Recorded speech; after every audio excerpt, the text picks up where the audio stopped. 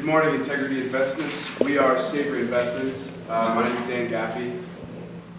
I'm Adrian Fryman. I'm Erin Sherrill. And I'm Morgan O'Brien. And today we're going to talk to you about 4 different companies in 4 different industries.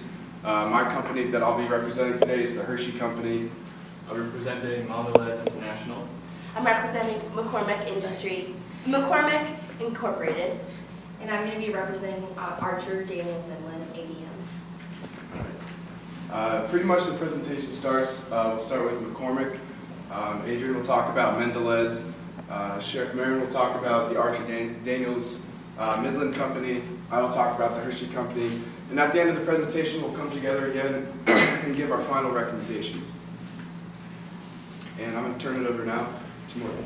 Thank you, Dan. Hi, everyone. Like I said before, I'm Morgan, and I'm here representing McCormick Company Incorporated.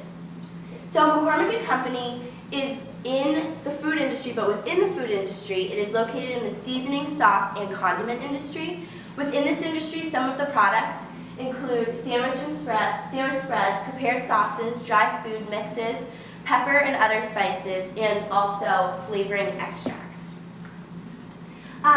McCormick and Company Incorporated has been around for about 125 years. And in that 125 years, they've created a mission statement based off of diversity and global inclusion. The current CEO, Alan D. Wilson, has really exemplified this mission statement through his leadership within the company. And you can see this within the company because they have expanded to over 110 countries worldwide. Some of those countries are India, Mexico, China, the UK, Canada, and that's just naming a few of the total countries that the companies have expanded to. Also, last year in 2013, the company made revenues over $116 billion in just international influences, and this accounts for about 40% of the total revenue that the company has gained in the past year. And another important initiative that the company has taken to show its inclusion in the global market is that it is celebrating its 125th year anniversary by interviewing 125 people within the global world, asking them about why culture and food are one and the same, and they're interviewing these people and they're putting these interviews out for the company to see and for people who follow the company to see as well. So McCormick, like I said, has been around for 125 years, which is a lot of years, and they're celebrating their 125th year anniversary this year. They were founded in 1889 by Willoughby McCormick in Baltimore, Maryland, and that is where the company headquarters are still located. Other few notable years for the company was 1946. It first expanded overseas to Germany, and since then, like I said, it's expanded to 110 countries worldwide. Also, in 1987, McCormick hit $100 billion in sales, and since then it has been increasing because the industry has been increasing and because the company is taking on more countries and buying more companies worldwide. And also, a unique year was 2012 when it opened its first retail location in Baltimore, Maryland. And in Maryland, there's this big store now that has all the spices, all the condiments that you would ever find for McCormick in other countries as well. So it's a great retail location where now they can hold all of their products besides just finding them in grocery stores. So overall, the industry analysis for the seasoning, sauce, and condiment industry is increasing, and the last year's revenue is $18.3 billion. In the past, there has been industry growth about 1.8%, which is from 2008 to 2013, and there's a projected increase in the next few years of 1.2% from now for the next 5 years. McCormick does hold a very large market share within the seasoning, sauce, and condiment industry. It holds a market share of 9.8%, which does make it a leader within its industry by a huge margin because all of its other competitors don't even have a market share of greater than 3%. Some of the other main competitors are Conagra Foods, the Clorox Company, Unilever, Kraft Foods Inc., and Bruce Foods. And like I said before, McCormick holds a huge market share within the total market, which does make it a leader in the industry. Revenue and net income for the company has been on a steady increase in the past 5 years, and it is going to continue to increase because the industry has projected increases in the next few years, and you can see it has been on a steady increase, which makes it a steady company right now. And the projections for the future years show that it's going to continue increasing at a steady rate. Share price for McCormick is impressive though because it has nearly doubled in the past 5 years, and it is going to continue increasing. But this past few months, when I've been looking at the share prices, it has dropped slightly, and yesterday the closing price was around $66. PE ratio for McCormick has been steady as well, and it's been above the S&P 500, which is significant because investors have been investing in it. The only year that it was slightly different was 2009, when the S&P 500 was a good amount larger than McCormick. And finally, what are the analysts saying? Most analysts are saying to hold the stock within McCormick right now. They are seeing that there's about a 7.9 to 8% increase in the next 5 years within the industry. So both Morningstar analysts and Yahoo Finance analysts are saying to hold on to the stock and to be patient to see the growth within the next 5 years. That concludes my presentation on McCormick, and I'm going to turn it over to Adrian with Mondelez International. Thank you, Morgan. Good morning, everyone. Mondelez International is engaged in the manufacturing and marketing of snack food and dairy products. It has over 110,000 employees scattered over 80 countries. It mainly operates in North America, Latin America, Asia Pacific, Europe, and the Middle East. Now, Mondelez deals in many industries, including chocolate, with its main competitor being the Hershey Company. One of its main ones, however, is the dairy product production. The dairy product production deals mainly with cheese, milk-based products, and creamery and creamy butter. Now, Mondelez's mission statement is to create a delicious moment of joy, which is exactly what their snacks have done. They're that stolen moment just for you. It strives to create more healthy products because they believe in the well-being of individuals, the community, and the planet. Right here you see the CEO, who is named Irene Rosenfeld. Ms. Rosenfeld has been with the company since 2006. Before she was working for Pepsi as the CEO of the Frito-Lay division. In 2012, she made a strategic decision to spin out the American grocery operations, which was very profitable in Mondelez. Now, notable years. Mondelez was founded in 1902 as a wholesale door-to-door cheese business. And 22 years later, it has grown and decided to go public. In between the years of 1930 and 1986, it was acquired by many companies before being acquired finally by Philip Morris. In 2008, Berkshire Hathaway, which is owned by Warren Buffett, declared an 8% stake of the company. In 2010, Kraft Foods acquired Cadbury, which was very profitable revenue-wise for them. And in 2012, the company changed its name to Mondelez. Alright, so the industry analysis. The dairy product production industry has been quite successful.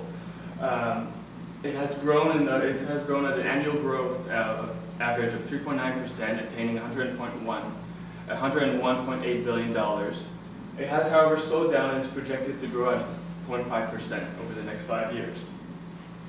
Now, Mondelez owns the third biggest market share of the company, of the industry.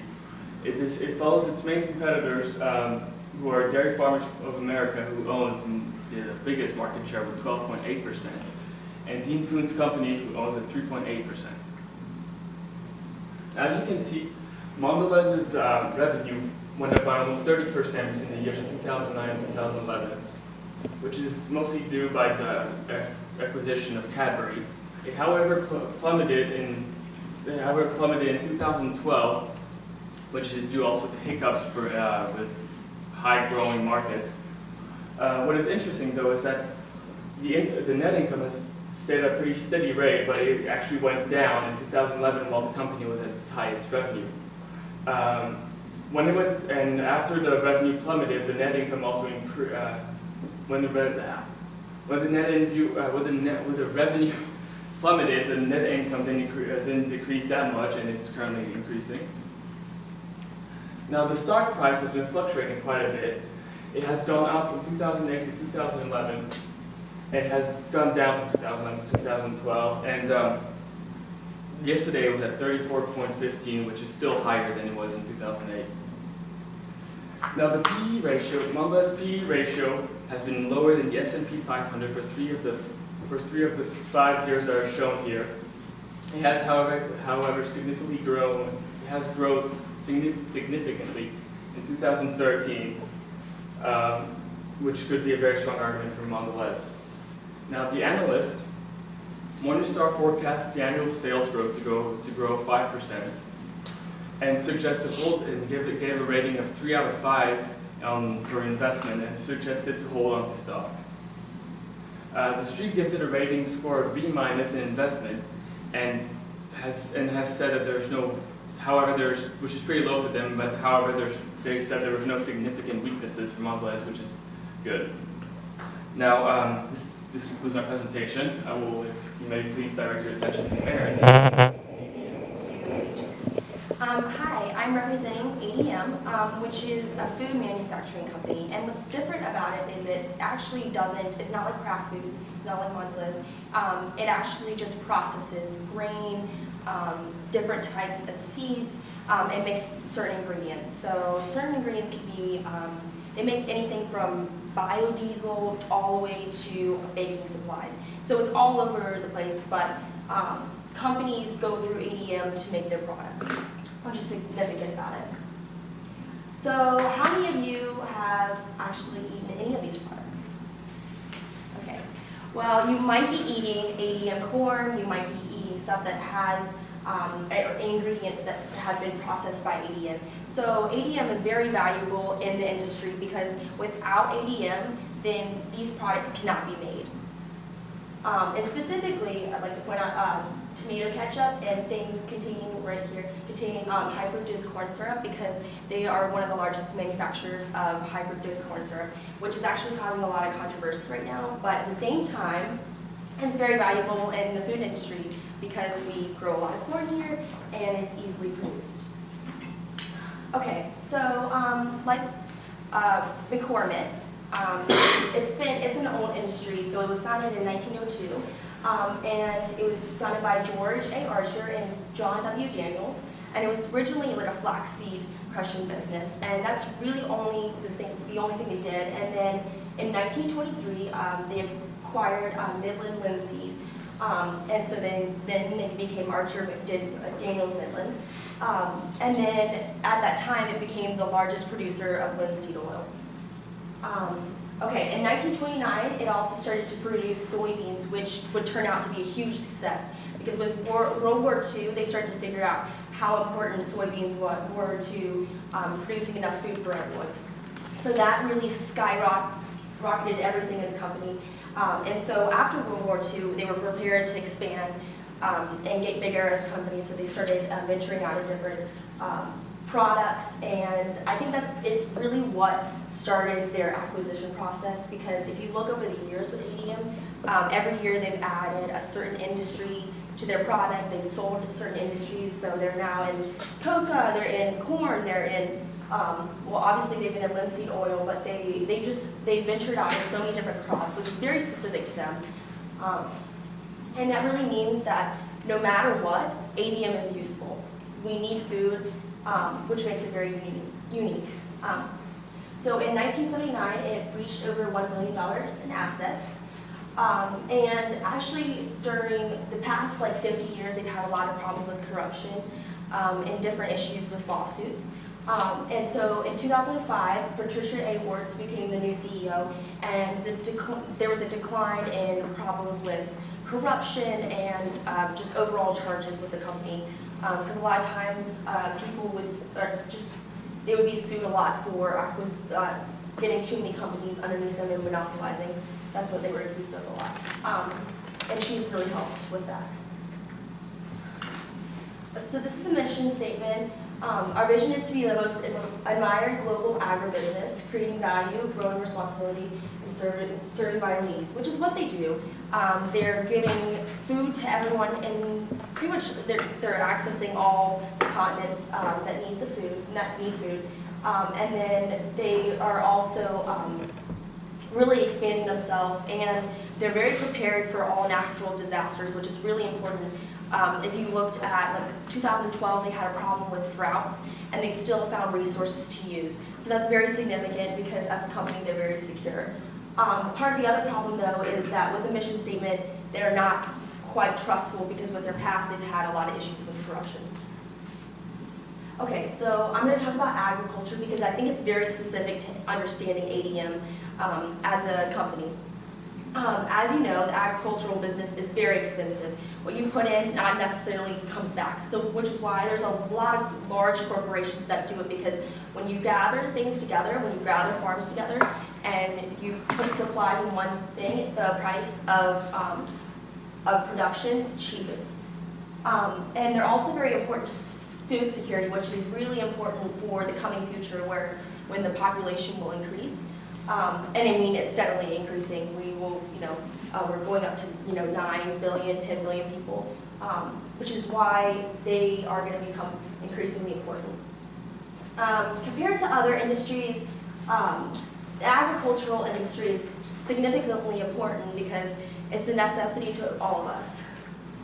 Okay, so this is the profit margin. 2011 was 4%. And then, which actually 2011, that was that high year for them, so it's the profit margins were all low. And then ADM has a pretty significant share of it. Cardinal's the other one, which is privately owned. And then from 2009 to 2013, it rose by 30%. And the PE ratio is not really important, but it follows the trend pretty much. And that's the revenue and net income, which you can see there's a huge difference. Overall, it's like between buying and selling. Well, it's really just a whole market overall. That's what all of them are saying, but our whole stock or selling. So now I'm going to turn it over to Dana, who's doing the Hershey Company. Like I just said, I'm doing the Hershey Company. Just to raise a hands, how many people have seen a Hershey bar or a Hershey product, Reese's York, in Colonnades, Lakeside, Harris Teeter, anywhere? Pretty much everyone. You would have to be blind not to see their products in just about every store in the United States, gas station, what have you.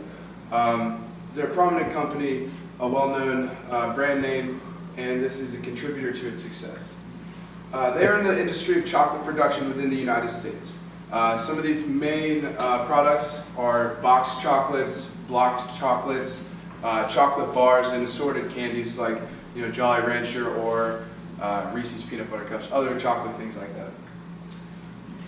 that. Their mission statement is modeled after the founder Milton Hershey's ideals of conducting business, which were to provide a superior quality product while maintaining ethical and corporate responsibility. There are 14,000 employees in the Hershey Company, and the CEO is right here, John Bilbrey. He was the CEO, he became CEO in 2011. He was actually on the board of directors at McCormick, which was Morgan's company prior to this, as well as Procter & Gamble. So he has a lot of experience in the food industry and consumer goods like that. Some notable years in Hershey's history. Actually, before Hershey's was even established, Milton Hershey started a smaller caramel company called the Lancaster Caramel Company in 1886. He later sold that company a few years later for $1 million, and he used those funds to open the first Hershey factory in 1905.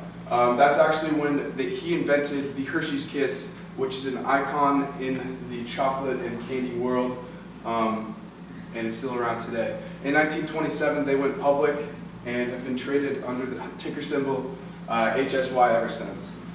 In recent years, they've been expanding their markets by acquiring a lot of other global chocolate manufacturers. The most important one comes in 2009, that's why I underlined it up here. They acquired Van Houten in Singapore, which is instrumental in expanding their markets because this is going to give them the edge in parts of Southeastern Asia and into China that they had no reach in before. In 2010, they invested $200 million in what they called the Next Century Plan.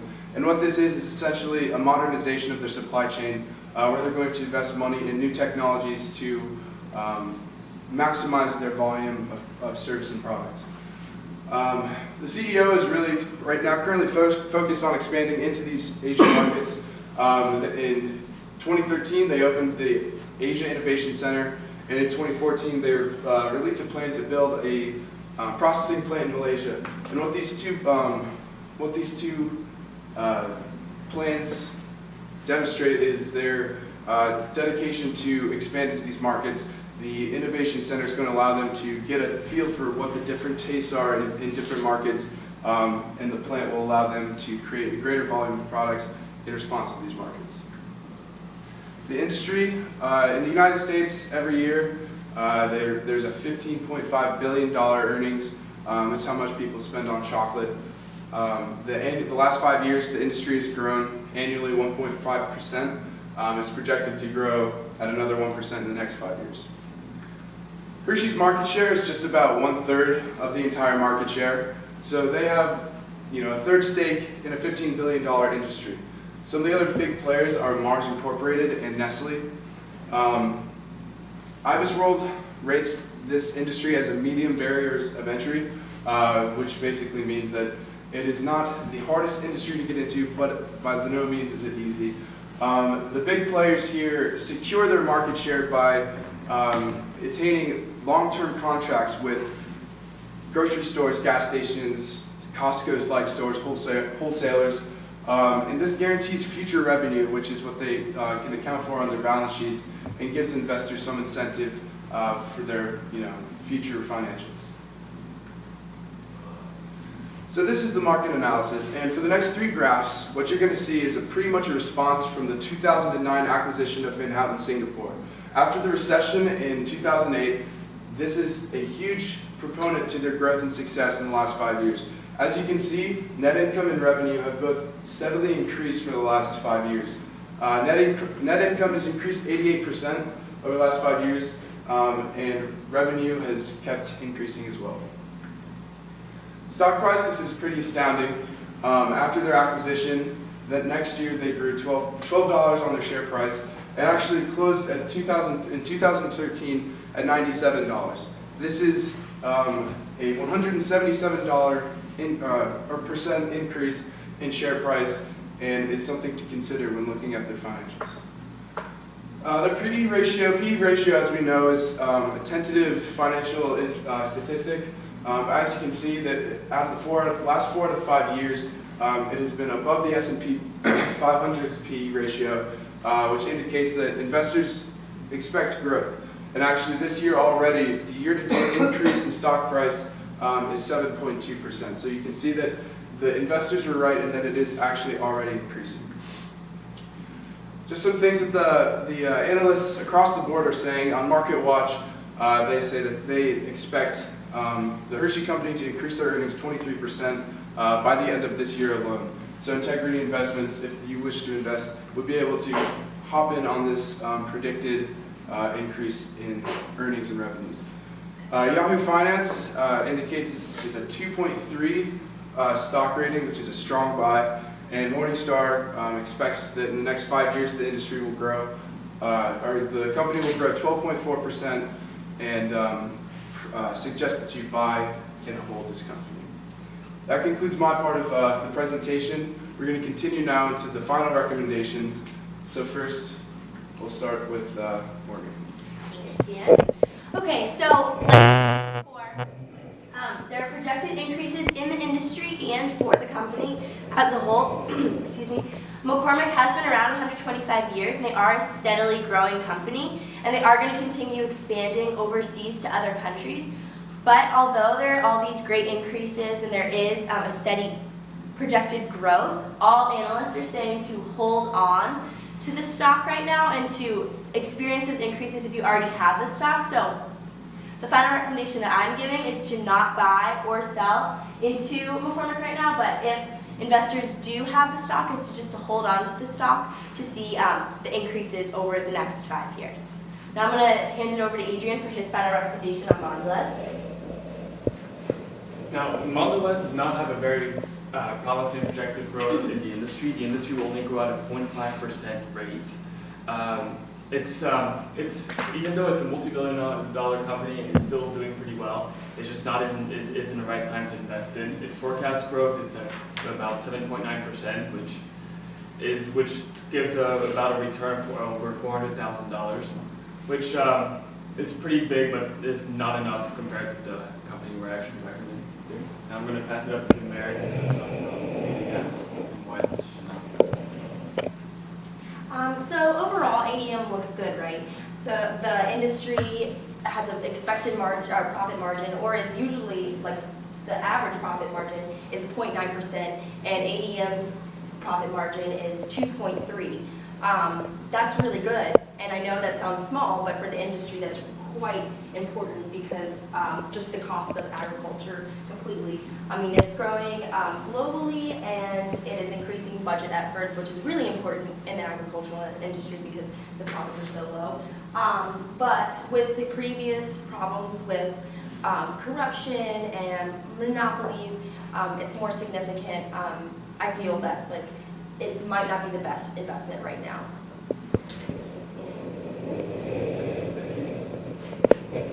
All right, so overall, Savory Investments recommends to Integrity Investments that you invest $1 million in the Hershey Company. Some of the main reasons, most importantly, Hershey Company is an industry icon. You cannot go to any grocery store today and not see a Kit Kat or a York bar or Reese's Cups right at the checkout line. That is a staple and pillar of this company.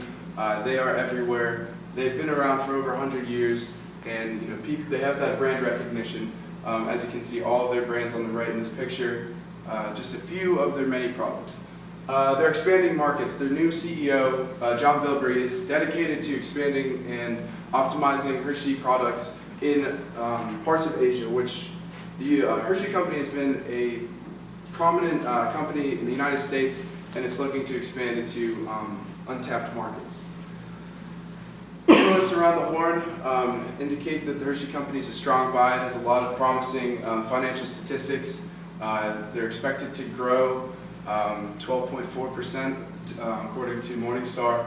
And you can already see that this growth has happened this year with the 7.2% year-to-date increase in stock price. In the optimistic future, the Hershey Company has invested money within themselves to refine and innovate with new technologies, their supply chain management. They're planning on building new plants to increase their volume around the world. And the next 5 years, they look promising for the Hershey Company. So that concludes the presentation. Thank you.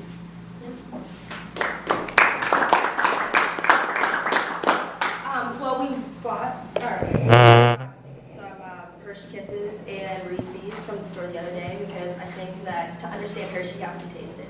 So, Yeah, and now we have time for questions. Yes. Being that there's other candies such as Cadbury in Australia, which is a huge, pretty much national candy, and that's the same thing with other countries, how does Hershey plan on getting into those other markets and tapping into the market share? Well, they've been committed to the acquisitions of other companies like Cadbury. Actually, they did a deal, they struck a deal in the early 2000s with Cadbury in different regions.